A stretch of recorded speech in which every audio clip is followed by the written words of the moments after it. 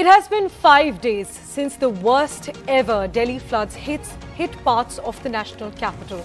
Iconic and key locations in Delhi such as the Rajghat, the road behind the Red Fort, ITO, Civil Lines, the Supreme Court Road, ISBT were all inundated for days. Today our focus is going to be the floods and who is to be blamed. I am Priyanshi Sharma. Now, while the floods disrupted normal life for many citizens in Delhi, thousands lost what they had built all their lives. In Delhi's Mayur Vihar, Yamuna Bazar monastery, people's houses went underwater and their shops, their livelihoods were completely submerged. All of this happened because the Yamuna river reached a record high level. It was flowing at 208.66 meters. This is 3 meters above the danger level and it surpassed the previous record of the 1978 floods. The Yamuna river's water level rapidly increased as there were lakhs of cusecs of water that was being released from Haryana. While the water level of the river is now consistently falling, fortunately, it's now time to focus on how to ensure that this doesn't happen again. And that's going to be our focus today. The Aam Aadmi Party government in Delhi has been blaming the Haryana government for releasing water and the central government for not forecasting the floods well in time. On the other side, the Haryana government says that it had no option but to release the water since the state also received a massive inflow of water due to heavy rainfall in the Himalayas. And this exceeded the capacity of the Hathnikund barrage, and that's why they had to release this water. But as this blame game continues, citizens are suffering. So we are going to discuss what needs to be done now and where does accountability need to be fixed. For that, we have experts joining us on the broadcast. We have Mr. K.T. Ravindran, who's a senior urban planner. We also have Mr. Sudhir Krishna, who's the former Union Secretary for Urban Development. And we also have Mr. Paras Tyagi, who's the President at the Center for Youth, Culture, Law and Environment. Thanks very much, gentlemen, for joining us. And the question here that many citizens in Delhi right now are asking, Mr. Sudhir Krishna, if I can come to you first, that Delhi government is saying that it's Haryana's fault. But from a planning perspective, who should be blamed? Should Haryana have planned the discharge better, or could Delhi have managed the flow better? Was there an alternative available for Haryana to not release water towards Delhi, or should Delhi have really prepared better or planned better for this? What do you think?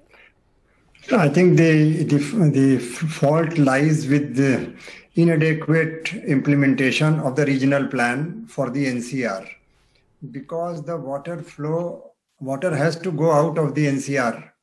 And it has to go, when it comes, it has to go out. And whether Haryana releases or does not release means where will it hold the water? The water holding has to be done through not only the one dam, Hathnikund Dam, but also through a series of reservoirs have to be built. Water bodies have to be developed. The existing water bodies which are encroached or which have choked, they have to be redeveloped. So water has to be stored, number one. Number two, the drainage plan has to be seen in the context of watershed. That is a regional plan, not based on only Delhi, because water is coming out of from beyond Delhi and has to go outside Delhi. And therefore, the regional plan for drainage, which NCR Planning Board has prepared, that has to be followed. And of course, it has to be modified or improved upon also. But these are the issues which have to be given high priority, the regional planning. And of course, the local planning also, the local management of drainage network, regional management, local management, both issues are very critical. So in this context, I would say that the NCR Planning Board has to be given greater status and greater role in the management of drainage system in the region. Right. So it's the national capital's planning that you're saying seems to be a problem. And on that front, I want to mention here that the problem, many say, dates back to the British era, doesn't it, Mr. Ravindran? The British architect Edward Lutyens also recognized the flood risk of the Yamuna bank. Still, numerous infrastructural projects were built in this vulnerable area, including a ring road, several power stations and buildings such as the Indira Gandhi Indoor Stadium. Thousands of houses in Yamuna Bazar and Mayur Vihar they were allowed despite knowing that these are vulnerable areas. So would you call these floods, this particular flood that the national capital has witnessed, would you call it a natural calamity or a planning failure? Well, there are two ways of looking at it. First thing is that it's a fact that it's a natural calamity, that there's been excess amount of rain. And Delhi has a catchment which goes right back to the Himalayas, not only within the NCR region. So apart from what Mr. Sudhir Krishna mentioned, to have a proper NCR board plan for water management, apart from this, one needs to extend that plan right up to the Himalayas. That's the first thing. Second thing is that we cannot put all this blame on Latins, because Latins had nothing to do with the ring road. Latins had nothing to do with all the structures and flyovers and roads and bridges that have come on the Yamuna. Absolutely. Yeah, we cannot put the blame on them. The blame lies squarely with us. That is, within the current 2-3 master plans, the care was not taken. The first master plan was very careful, had not proposed any development in these areas where you see the floods today. But from the second master plan onwards, the whole mood changed and it moved more and more towards how to monetize land, how to make better benefit out of proximities to the center of the city and so on. And we started growing into the Yamuna bed. This is the main reason why one sees so much of tragedy now. Now, whether we did this plan or not in this manner would not have affected the quantum of water that comes from from upper reaches. But at least we could have avoided the human tragedy that has accompanied this. If you look at the tragedy, it's the poor who are actually most vulnerable to the flood. Right. Both their homes as well as their livelihood is wiped out. Yeah, and they don't have the resilience, financial or economic resilience to be able to cope with the aftermath of the flood, which is actually a number of health issues, reconstruction issues, and so on and so forth. So there needs to be special care taken also from the human perspective on it. But the fault certainly lies in the way we have developed the city. So the fault is with the urban planning and the development, and the problem needs to be really taken to its roots and addressed there. And Mr. Paras, if I can come to you on this as well, that now that we know what the problems are, what's the course correction that's possible? One concern, as has been pointed out by Mr. Sudhir Krishna and also by Mr. Ravindran, that one concern is of encroachments on floodplains. That, as Mr. Ravindran also mentioned, that Latins didn't build all of these roads and all of these structures on these vulnerable areas, but these have been built over time. So this time there was flooding not just in low-lying areas, but also in our main roads, bungalows just a kilometer away from the Chief Minister's house. So tell us, are all these areas built on vulnerable land? How much of Delhi is built on such land that is at risk of getting flooded? A considerable amount of the city is built on the area which, are part of the drainage area right now. The issue is there is a narrative that Delhi is a city and, city planning has failed. This is not the right way to look at it. Delhi is a city which is growing on farmlands, and it is basically villages that are urbanized, and local area planning or any plan for the city has not been implemented ever. I find it very shocking because the narrative, which must have some discussion about why the city, the national capital, has failed, because the drainage which was earlier available at the village level, when the city is planned on the farmlands, why were the drainage facility not created in such a manner that the natural flow should not have been disturbed? Everybody is silent on that, because the villages now are being urbanized, and whatever mistakes happened earlier in the 60s, 70s, why are those mistakes happening right now? We have seen 5 decades of urban planning, development, as they say, experts giving opinion one after the other. But why are they silent on that?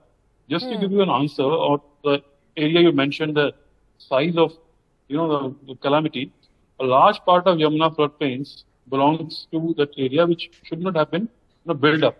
This is not simply encroachment in terms of restoration projects. They are basically illegal colonies, which were not built in 1 or 2 years. This has been happening for decades now. And why this is happening? Because the poor should not have been marginalized, that they could have lived on those spaces. What about the social housing, which is missing in Delhi for the past 5-6 decades? Why are the urban planners silent on that matter? They just blame a plan which they had built, which is very wrong to say. So, Mr. Paras Tyagi, how much of a part of the national capital is built on such vulnerable land? If I can put that question to you in number terms, if we talk about it, how much is that part that's built on such land? Well, recently, many experts have opened about the area which has been more than 2,000 hectares.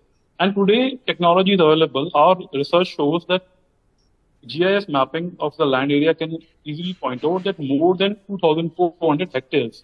I'm talking about more than 5,000 acres of land which belongs to Yamuna floodplains, which is no more a natural flow area. There is a build-up on that, whether it is people living over there or government has built up some projects. Just to give you an example, Akshardhan Temple, everybody knows about it. Rajghat area, and then again, whatever is on the right side of the ring road belongs to Yamuna floodplains. It's easily seen. Nothing can be hidden.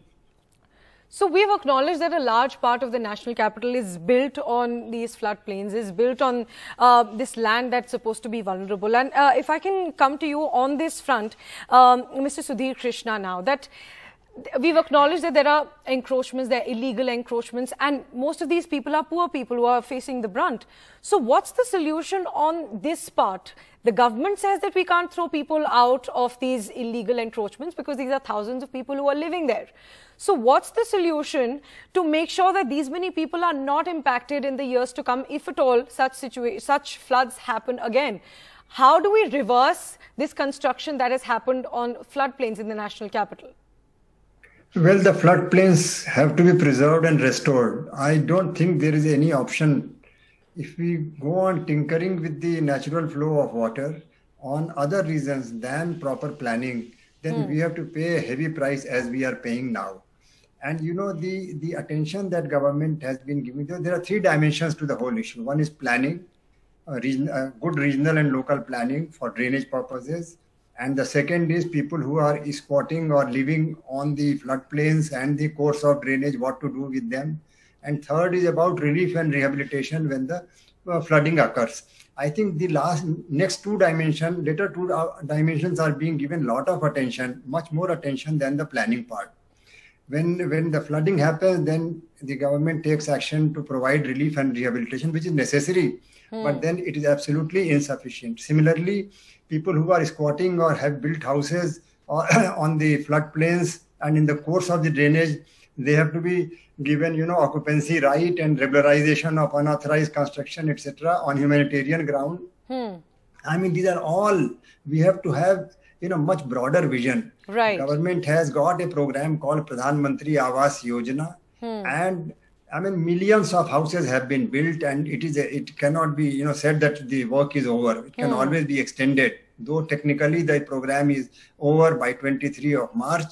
By March of 2023, but it can always be extended. So new areas and new habitation colonies have to be developed. People from the floodplains have to be removed, you know, in a systematic way, with taking people into confidence, explaining to them and listening to their, you know, concerns. Everything is possible. Nothing is impossible. The government has got enough resources at all levels.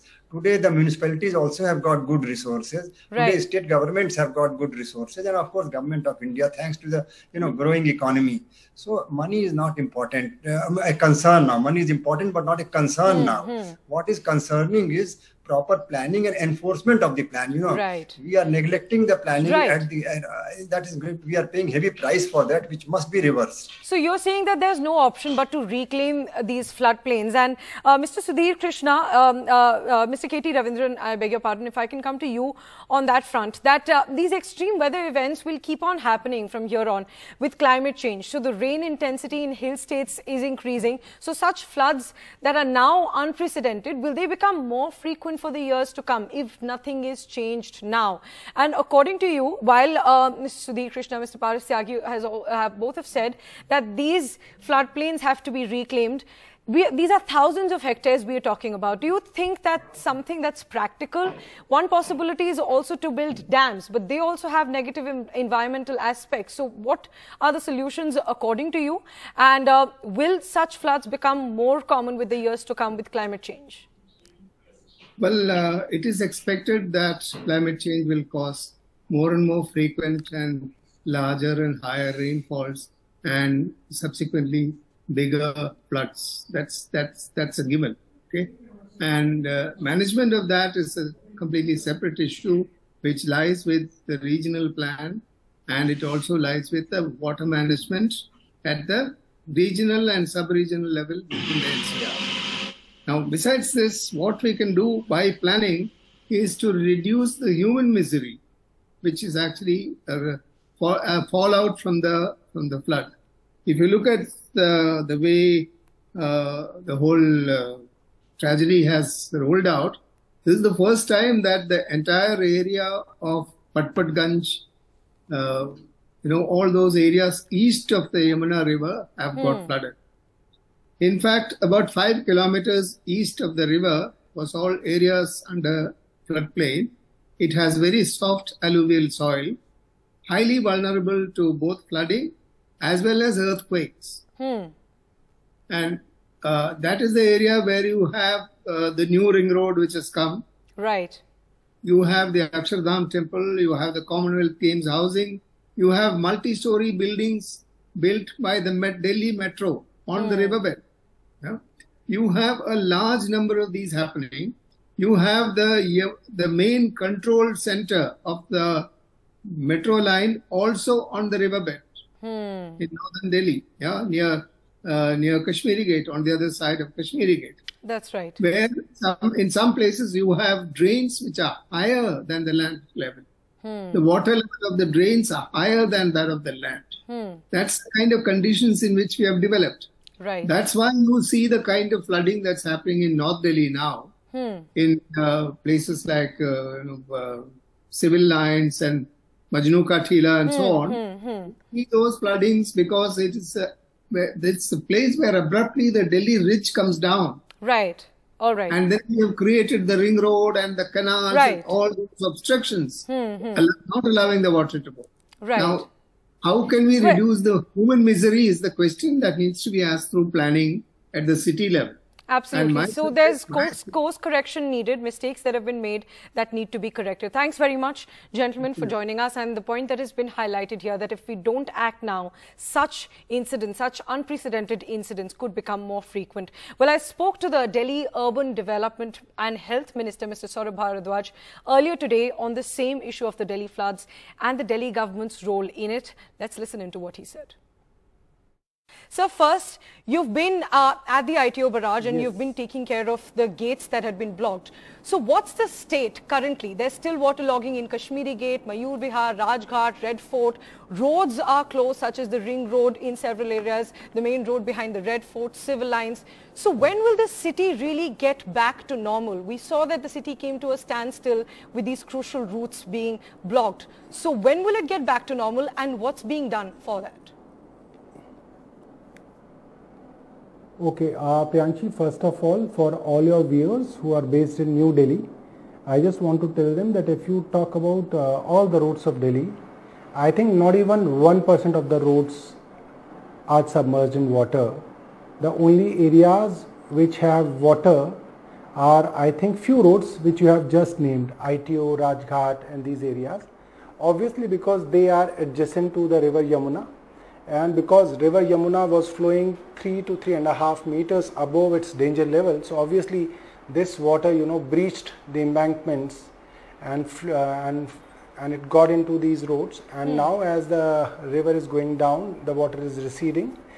Soon these areas will also be free of water. But yes, vehicles are going on. Vehicular movement is not stopped. I just came from IT only.